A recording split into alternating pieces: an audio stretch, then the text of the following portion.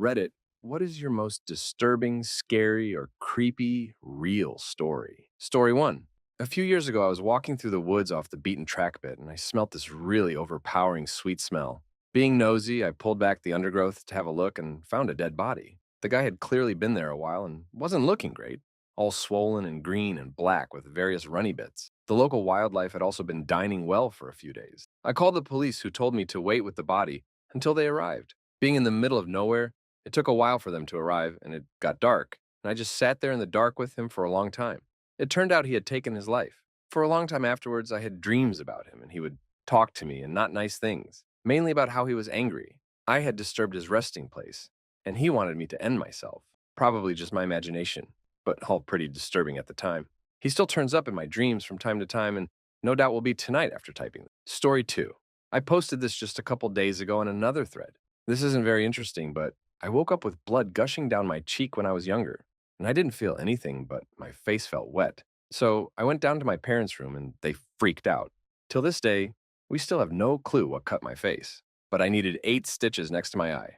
We checked the sheets, pillowcases, edges of the bed, etc. Still no idea. Story 3. I had awesome parents who let me sleep in the living room on weekend nights when I was very young because my sister was a light sleeper and I could stay up until dawn. But of course, I always end up sleeping on the couch because Nick at night made me tired. So one night, I woke up to a prickly feeling, like an instinct, just bolted into a sitting position and stared out the front window. We lived in rural Georgia, so you can imagine the magnitude of trees. In perfect light cast from the moon, I see a silhouette of someone in this tree. The family dog dashes to the window and is snarling into the glass. Terrified, I ran into my parents' room and tried to explain to my parents that there was a strange person outside. Dad grabs something defensive and darts outside with the dogs to beat the wax off the hot head. I tremble in Mama's arms until Dad comes home and says he saw no one and to go to bed. I decide to sleep in my regular bedroom. I fill in my sister in as to what happened. Dad is making regular rounds in the house with a cup of coffee. We're all still, and I finally think, I can sleep. Nope. I notice the man outside my window. From what I can see in the moonlight, he gives me a shush signal and runs away. Just turn around to run a straight line away. I swear I couldn't stop crying for what felt like hours. Story 4. My house sits further back in the lot than most other houses. It is a strange layout as well. The sidewalk runs the length of the living room and ends at the front porch, which leads into the living room. Large windows that do not open allow great light to get into the living room, but at the cost of no privacy. The rest of my family was on vacation, and having the house to myself, I decided I would get smashed. Well, I passed out on the couch in the living room at about 9 when I realized I was too scared to walk back to my room. The couch is right underneath these big windows. I woke up suddenly, not knowing why. I had a severe case of the chills, and I could not figure out why. Then the banging started. It came from right above me. I did not move, but I opened my eyes and looked up at the window. Someone was standing there, pounding on the glass. Without moving, I looked at the cable box. It was around 3 in the morning. The banging continues. Then it stops suddenly, but I still did not move. Suddenly it commences again, coming from 2 different directions now. Someone is banging on the window, and another person is banging on the front door. They kept doing it and would not go away. Finally, after about 40 minutes, they quit. It was the most terrifying event I can recall at the moment. It made me a nervous wreck after that. I called a friend the next day to see if he would come over and stay for the rest of the week, and his response was, "What the hell for? So that we can both be murdered in our sleep? Thanks a lot, jerk." Story 5. I was 17 and had just gotten my license. Back in high school, my friends and I had made it a mission to find abandoned houses to throw parties in. We had a few good candidates, but the motherlode was this house I would pass on my home from work. It was an undeveloped shell of a huge home with a large property in the back. I had told one of my friends about it, and one day before we went to see a movie, I took him to the house. It was about dusk in summer, so I had my headlights on. I pulled into the front of the house, and we were there for like 10 seconds tops before we pulled back to go to the main road. A minute later, this big truck pulls up behind us with its high beams on and riding our butt. My friend and I took note of it, but paid it no mind as we headed back to the main road. At the light, I turned right, but the truck cut through the gas station at the corner and blocked us off. Out of the truck comes this big hulk of a man, and my friend and I are crapping our pants. He raps on the window, and I roll it down. Now, the really freaky part is that this is a busy road, and now there was no one in sight. He asked us what we were doing at the house, and I quickly lied and said we were making a U-turn. He stares at us for a few seconds, smiles, and sends us on our way. To this day, the house remains unfinished, and I'm convinced it's a drug operation of some sort. Story 6. When I was about 10, all of my cousins and siblings were over, about 10 of us there, The parents and grandparents were out for an adult dinner. So it was just the kids sitting around watching a few movies when all of a sudden the house shook and there was a large flash coming from the backyard. It felt as if a bomb dropped. We all heard, felt, and saw it. And as a pack, we ran into the hallway. The eldest cousins in the group debated on calling the police, but opted to call the parents. After a few minutes, we gained our courage and ventured out into the living room again, this time with weapons, just in case. After a half hour with no other issues, the parents came home and thought we were insane. There was nothing wrong with the backyard, and no neighbors reported anything. It's been 10 years and we still talk about it, trying to figure out what it was. That has been the scariest thing to happen to me, by far. Story 7. So this happened to me last summer when I was back at my parents' house during the holidays. It was around 3 a.m., and I was in my room on my computer when I got a call from my sister. Now, that was already a little bit weird since my sister's room is just down the hallway from me, and she could have just come into my room. I went to pick it up, and the call ended as soon as I reached the phone. I figured that she wanted to speak with me, so I got up and went to her room. As soon as I reached her door, she started screaming that someone was in the room with her, so I busted in, and of course, nobody was there. After she stopped crying, she told me that she woke up and saw a dark shadow just centimeters from her face. And that's when she screamed. So I told her that she called me. She told me that her phone was not in her room and that she was sleeping. Sure enough, her phone is actually downstairs in her purse. The weird part is that I have the log of her call on my phone, but she doesn't. Never managed to explain this one. Story 8. My grandmother swore by this story till her dying day. It was during the war in London, and my dad was a baby. She was bombed out of her house and was staying with a friend. The friend had set her up in a room on the top floor. Anyway, she was taking my dad upstairs to bed when a figure materialized on the stairs, telling her not to sleep in that room tonight. She noped back downstairs and told her friend that she and my dad were sleeping in the sitting room. Her friend was annoyed but agreed. That night, a bomb exploded near the house and the roof caved in, right on top of my dad's cot. He would have been killed. Story 9. My mother told me this not too long ago, but it happened about 10 years ago now. When my cousin was 17 or 18 years old, she was in a car crash and died a couple of weeks later in hospital. She was really close to my dad's sister, our aunt, and used to babysit her kids, who were no older than 4 years old all the time. Our aunt's house was under construction just before she passed away, and it continued on after she passed away. One day, my aunt got a phone call while she was at work from one of the construction workers complaining about a teenage girl who keeps showing up at the house and walking around, and that she shows up a number of times during the weeks, and it has been happening for a couple of weeks. My aunt asks for a description of the girl to see if she knows her from around the neighborhood. And sure enough, the description perfectly matches my cousin who died a few weeks before. Long brown hair, red baseball cap, denim dungarees, and a white jacket. When my aunt got home, she showed them a picture of my cousin, and they all agreed that it was the girl they saw walking around the site. The story really freaked me out when I heard it, because our family was never one to believe in anything paranormal or have anything of the paranormal sort happen to them before. Story 10. When I was about 7, my two brothers and I were playing in an area that was used as an unofficial motocross. We decided to dig a tunnel for some reason. Being the extra smart guys we were, it took a few hours to dig about 6 feet in and 2 feet high. I was right up at the face when suddenly the tunnel collapsed. It was all dirt with no supports. My world went instantly black and hot. By hot, I mean furnace hot. I couldn't move a muscle from the weight of the soil completely enclosing me. I started to really panic as you do. Everything started turning red, which I guess was blood being forced into my head. Every breath was getting harder as the soil constrained me more and more. Even though my hands were near my face, I couldn't move my arms to clear the dirt around my head, and also started breathing in dirt, which made me cough, which made me contract my stomach, and then I couldn't draw breath at all. This isn't what made me panic, though. The total darkness turning red with the incredible heat made my young mind think I was going to hell. I don't know how long I was buried for, but it seemed like an eternity. Suddenly, I felt something grab one of my feet. My brothers had been frantically digging through the collapse to pull me out and managed to reach me and then pull me out. We never told my parents. I just went home and got hosed down. Story 11. When we first moved into the house I grew up in, I used to hear things calling my name from the opposite end of the house, like I would be in my room playing with Legos or something, and I would hear my dad call my name from his room.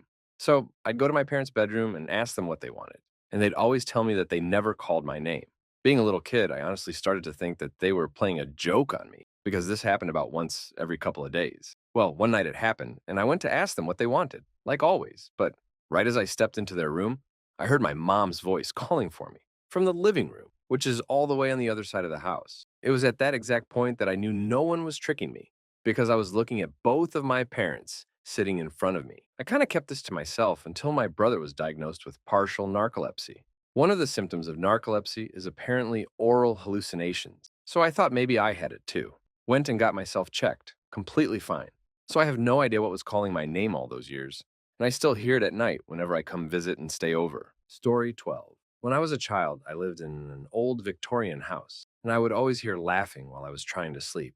I was an only child with a single mother, and when I was about 5, 6, I would wake up hearing laughter in the hallway in the middle of the night. After mentioning this to my mom, she swore it was probably just the TV being left on late. One night, I awoke hearing the laughter in my room. I went to sit up but felt like there was someone holding my shoulders down, invisible hands gripping into my shoulders while I heard laughing. I screamed my little heart out. My mom ran into my room, flicking on the bedside lamp, convincing me it was just a dream until I said, "But my shoulders hurt." She lifted up my t-shirt and there were 2 adult-sized handprints on my shoulders. I honestly thought I had imagined it and that it had never happened. But the other day I mentioned it in passing to my mom, and she went blanket white and said, "I don't want to remember that." Story 13. I have a fear of spiders because of a hunting trip I took with my dad and family when I was a kid.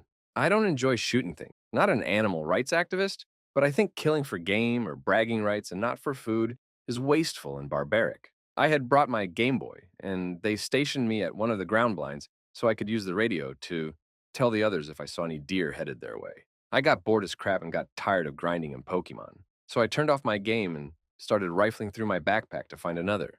As I did this, I heard a strange whooshing sound that sounded very close, but I couldn't find anything. I walked around outside the blind, and as I came around the backside, I saw that the entire outer wall was covered in a mass of interlinked daddy long leg spiders. I considered running like hell, but I had no idea where the camp was. I had been driven out to the blind. My solution was to use my can of off and the lighter from my backpack to blowtorch all the spiders off. 'Cause stupid, that's why. The plan backfired because I made the mistake of standing downwind of the spiders. The second the fire hit them, they all let go and flew at me. The entire wall of them, flaming, flying spiders. I immediately started screaming and rolling around on the ground.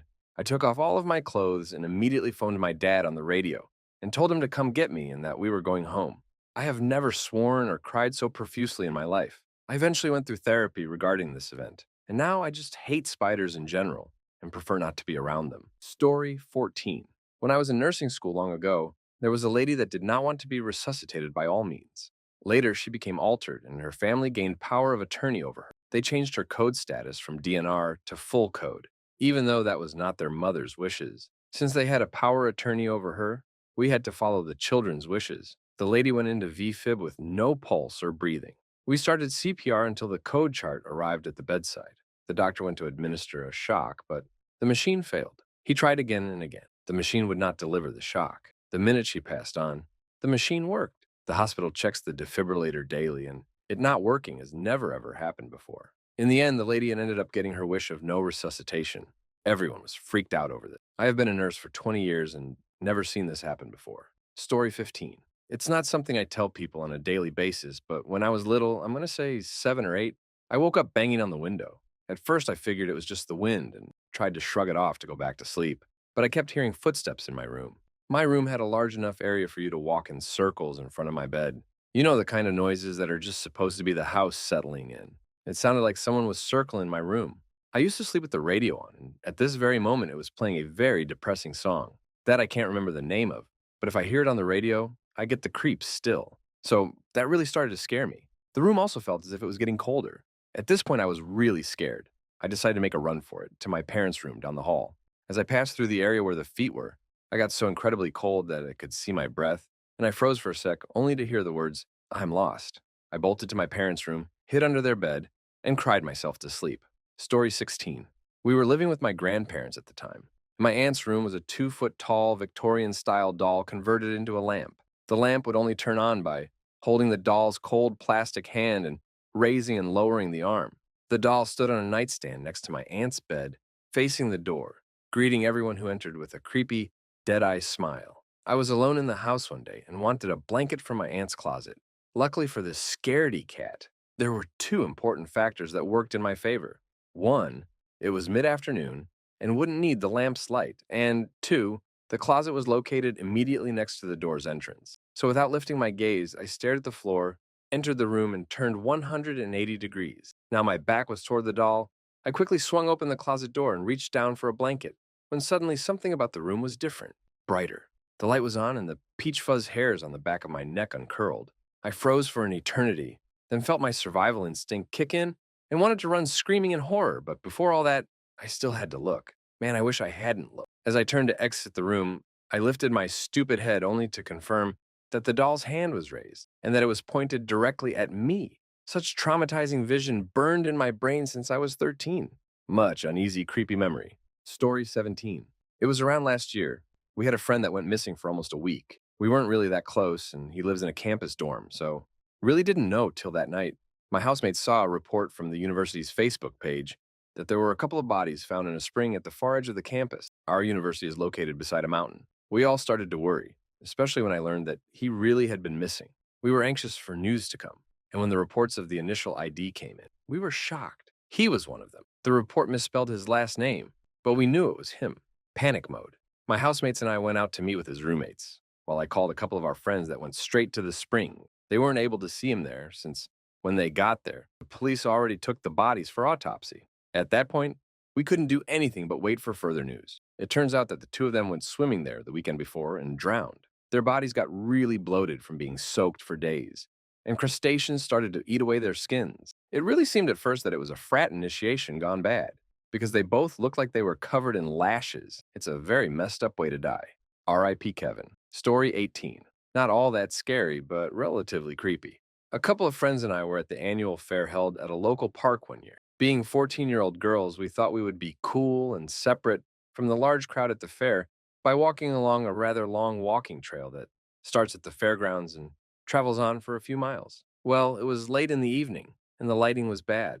We were sitting at the mouth of a tunnel, which sat at the top of a secluded hill, when a lady with a baby approached it. She asked us if we knew a man who was standing at the bottom of the hill, near a bench, looking in our general direction.